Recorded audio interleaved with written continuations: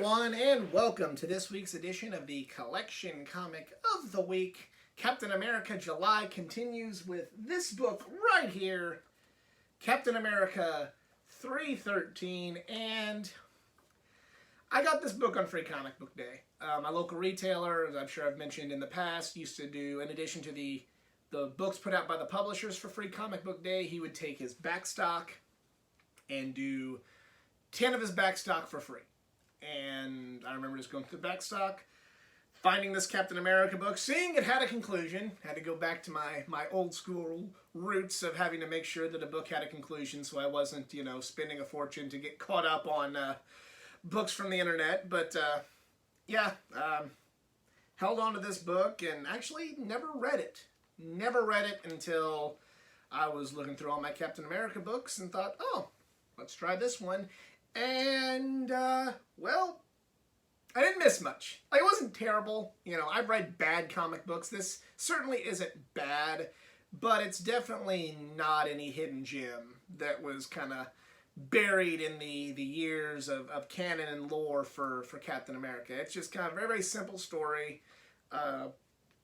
You get a few, some feel-good moments and some decent action beats, but really it's just kind of, it is what it is. It was just an under-the-radar, fly-by-night story that I'm sure would have made me very happy had I bought this as a child, And, sometimes you don't need everything to be earth-shattering and life-changing, but sometimes when you're, kind of on that hot streak of how good so many books you've been reading for the project is, when you get a basic one, or when you get one that's just kind of middle of the road and basic, not something that's like either amazing or so bad it's good, you're kind of just left feeling and unfortunately this made me feel kind of but let's check it out.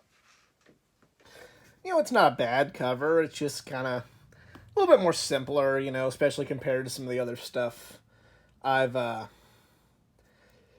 covered here on the channel and on Collection Comic of the Week, but it's not bad. It's a good looking cover, and great shot of Cap there, and I like how MODOK's there, but it's just like Murdock screams bloody murder. This book is newer than what we talked about last week, yet I feel like it's more dumbed down. And I don't mean that in a bad way, but more dumbed down compared to the annual that we looked at on last week's edition.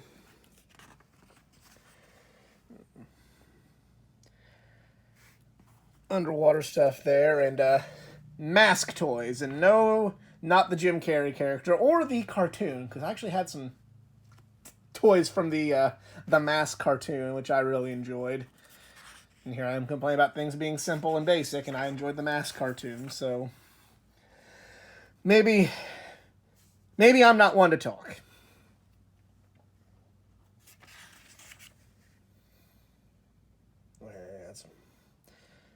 Break into the big time with Sugar Daddy, Sugar Babies, and Charleston Chew, and get a big time digital watch for just $2.50. Oh, hell yeah. Can I still get that? No, it is expired on, March 31st, 1986. So, yep. Damn, I cannot get that watch.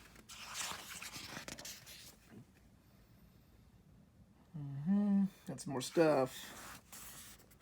Finally see Cap for the first time in this comic book. And nutritious fruit chewy mix-up with all the different Newtons. And it's a little word scramble. But they were talking about gifts before there were gifts. So maybe this was cutting edge. Maybe this book is ahead of its time in that sense. More. MODOK's just kind of getting his ass whipped throughout this whole comic book. Yeah, Toyla truck. And yep. And Spider-Man back from Dorman's Cheese. Like, You don't see as many food ads in comic books nowadays and snack ads, I guess, because, I mean, there isn't, a lot of obesity, so maybe they don't want to encourage that, but yeah, just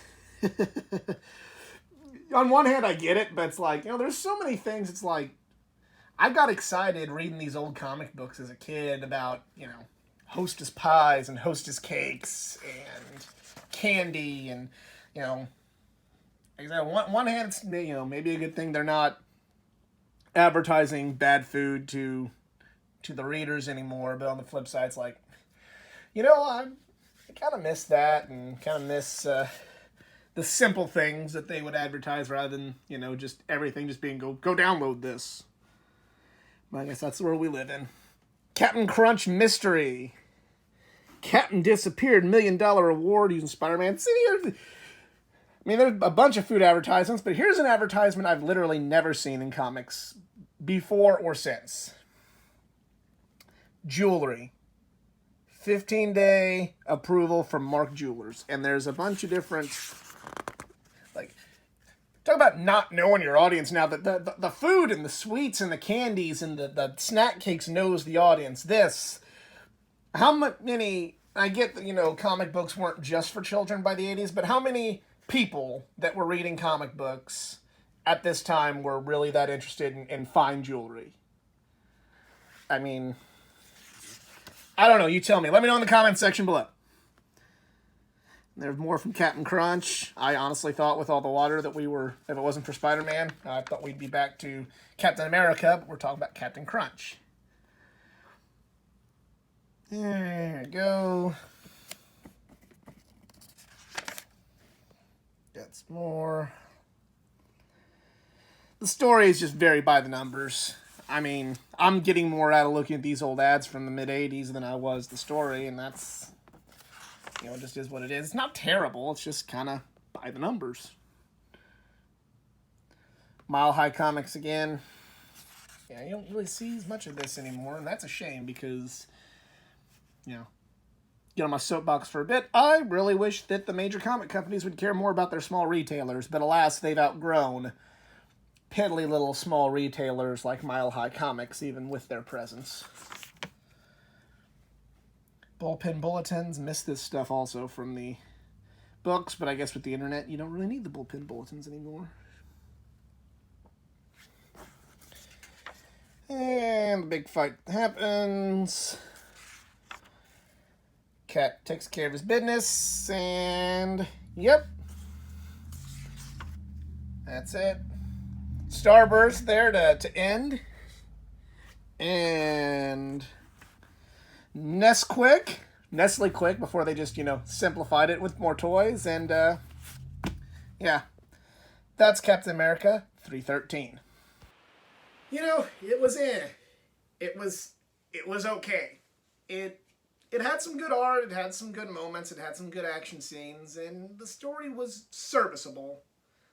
But again, if you don't ever read this book, you're not your fandom of Captain America will not be hindered if you never read this book in your life. But we did get to see some pretty awesome advertisements and some out-of-place advertisements. So in the end, with commercialism and ads and obesity, I guess this really is America here in some cases. But do you also own this book? Let me know in the comments section below. If you enjoyed this video, please give it a like, share, subscribe for more content, not just from the world of comic books, but from the world of pro wrestling, gaming, anime, and all things geek culture. Follow me on my social media pages, facebook.com/athleticgeekA9, Twitter @athletic_geekA9, Instagram @athleticgeekA9, and if you'd like to help this channel out financially, I am on Patreon, patreon.com/athleticgeekA9. Other than that, I'm out. Yabiku. Later.